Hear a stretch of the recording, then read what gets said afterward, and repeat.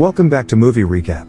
Today I'm gonna show you a 2008 Canadian horror film called Pontypool. Spoilers ahead. Sit back, relax, and enjoy the video. The movie begins with an announcement about a missing cat, Honey. The voice continues to say that no one has seen Honey until Thursday morning when Miss Colette Piscine swerves to avoid Honey. He carries on to explain the name of the small town, Pontypool. We then see Grant in a car, driving through heavy snow. He's arguing with Rick, his agent, on his phone about work. In his annoyance, he finally tells the other man that he's fired before throwing his cell phone towards the passenger seat next to him. His cell phone starts ringing again, so he parks to the side to take the call. A woman hits her palm on his passenger window and keeps muttering about blood before disappearing into the night. He continues on, arriving at the radio station and parking at his reserved spot. Laurel Ann greets him. Grant asks her to look up all the information she can on 911 calls, including how many goes through in a 24-hour period and how many hang-ups do they go through before announcing that they'll make some radio. Grant goes on air. He then introduces his producer, Sydney, and technical assistant, which is Laurel Ann. He also talks about Laurel Ann being deployed in Afghanistan not too long ago. Sydney teases him and calls him a new guy, since this was a known fact all over town, as Laurel Ann was the homecoming hero of last year's fall fair.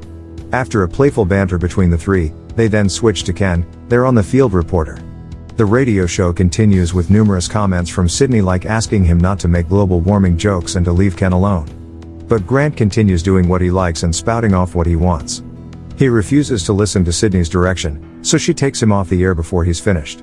They get into an argument with Sydney telling him that he should be sharing news, questioning what he thinks should be disclosed to the public. She talks about the danger of gossip while Grant defends what he's doing. He tells her that he's just trying to piss people off because that's how it's done, since a pissed off listener is a wide awake listener. Sydney tells him that small towns are fiercely proud places with proud people who need to know facts and not think that he's just a jerk with a radio show. She goes on to let him know that he will embarrass and alienate his audience if he continues on this way. They want what he brings, but needs it in small doses, since they wouldn't immediately get his style. Grant eventually gets around to sharing his story about the strange woman on his way to work earlier. He asks his listeners what should he have done. Should he have called 911 or done nothing? Laurel Ann informs Sydney of an ongoing hostage situation at the fish hut, but that there's nothing on the wire about it yet, so she'll get her information directly from police radio. Sydney checks her own sources and asks Laurel Ann not to do anything with the information, specifically not to let Grant know, but she already does. Grant cuts off his call-in segment to report the situation. Sydney wants him to let it go since the police officers are probably drunk, as it's end of ice fishing season. He zeroes in on this information and shares it over the air, commenting that everyone being drunk is a very distinct reality. Apparently, the situation has already resolved itself. The police have 2 suspects in custody, both unarmed. The 3 people they were supposedly holding up had fled the scene. Sydney storms in the recording booth as Grant chuckles to himself. He tells her that they need to learn to laugh at themselves sometimes, and she tells him that the story's not funny. The policemen he was talking about are alcoholics who are just trying to keep their jobs. She also explains that Ken isn't in a helicopter as previously stated, but rather a Dodge Dart that Ken drives. He plays sound effects to keep the appearance going, but is really just sitting up on a hill for his aerial view. The next breaking news story is a protest outside the offices of Dr. John Mendez, which was called in by Ken. They move over to him, and he reports that there are literally hundreds of people surrounding the building. He continues that the people seem to be trying to cram themselves inside. He makes a couple of surprising noises, and follows up that the side of the building seems to have burst and people are spilling out, getting trampled, and killed. Grant asks him if there's any police around, and Ken mentions that there's a convoy of trucks, military vehicles, and helicopters. The line gets cut off as Ken states that the road's blocked, and he can't leave. Laurel Ann is trying to reach the police department to confirm Ken's news, but can't reach anyone. They're unable to contact Ken again, and have no other news about the supposed riot. Grant asks Sydney what he's going to do, and she introduces a family who came in for an interview. He's upset, but she tells him that they can't do anything since they have no other news regarding it, as it's an ongoing story. Rick calls Grant in the middle of the Arabian family's performance. He makes him listen for a minute. Laurel Ann and Sydney work in the background, trying to find out more news about what Ken saw. They can't find any other news channel reporting on it, but Laurel Ann has a hysterical caller on the line who seems to be near the situation. Sydney tells her to try and calm the caller down and find out more. After the performance of the Arabian family, Sydney tells Grant that there's still nothing on the wire regarding the situation, but they have a total of 10 eyewitnesses in town who called, and are willing to share what they know. They're going live with Steve first. Grant opens up with the news again, reminding his listeners regarding the developing story. They put their Steve on air, but could barely hear anything on his end aside from static and chaos. The other 9 eyewitnesses waiting are no longer on the line, and Sydney informs Grant that they're still unable to reach Ken. Laurel Ann and Sydney are overwhelmed with calls from more eyewitnesses. No official report yet, but what they have gathered is a total of 75 people have died, and at least twice that number is injured. They finally get word from someone in the Ontario Provincial Police, Constable Rosalind, who explains that they answered a 911 call at 7 in the morning at the Golden Dawn facility. A large number of people were occupying the building, and trying to enter an elderly woman's room. The elderly woman has since died from injuries, and the people were chanting something about Hitler and the hurricane. But that's all they get from him before cutting him off for what they deem as crazy talk. BBC World, specifically Nigel, contacts them for breaking the story as they're currently the only station reporting on what's going in Pontypool. Grant is in shock for a moment before answering Nigel, and providing all the information they have. Nigel claims it's a terrorist attack given Canada's history of separatists, which Grant denies. He explains that they can neither confirm nor deny this since there's not much report regarding what's going on. Nigel insists it's insurgency with the report of large groups of people involved. He makes Grant sound crazy, thinking he's refusing to divulge further rather than believing that he has no idea. Ken calls back asking for them to send someone as he's not safe. He explains that he's been in a grain silo near the train tracks since he was chased. He asks for them to contact the police, which Sydney tells him isn't possible since they can't contact the police.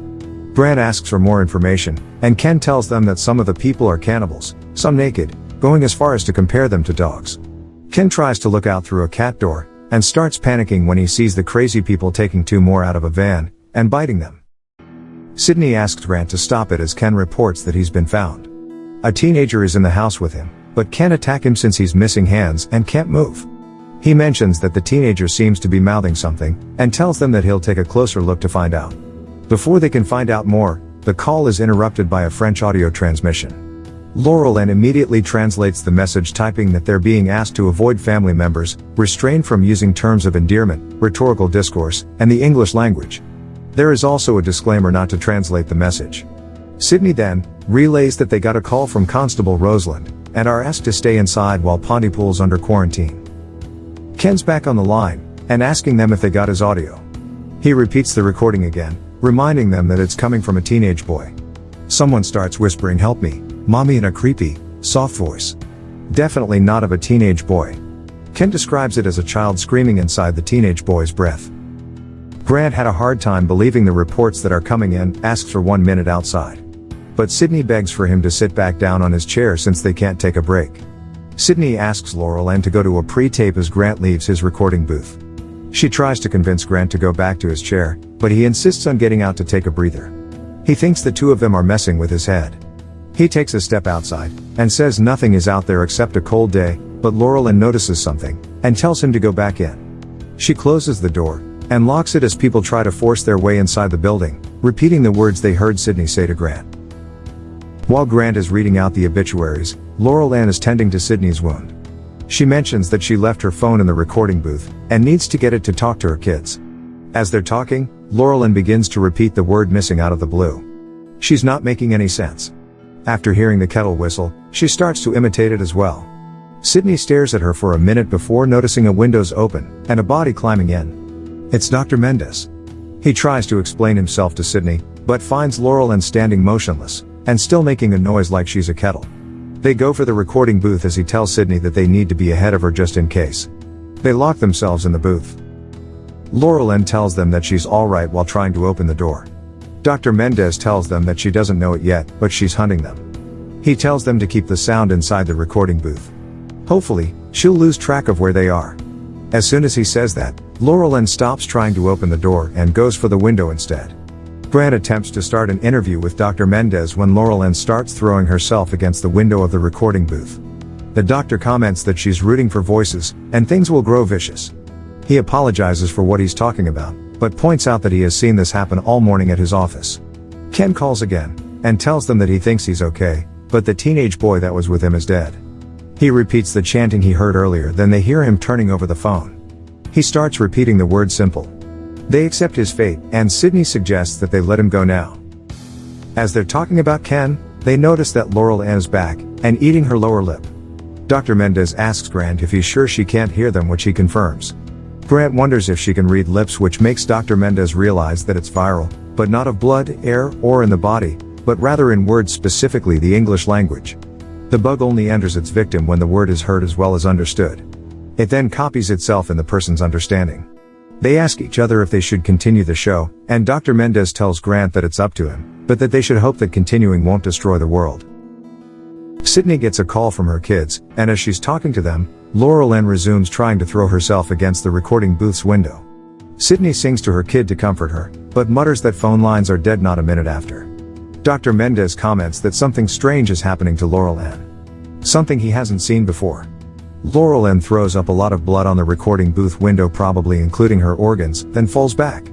Dr. Mendez thinks this is what happens to the bug when it can't find its next victim. Other victims with the bug enter the building. Grant turns off the light and they try to hide behind the booth. Writing notes, the three of them decide that loudspeakers outside should be enough to throw off the bug. They decide to draw the people out by playing a recording of Grant stating, "Sydney Breyer is alive." Dr. Mendez starts repeating the word, "breathe."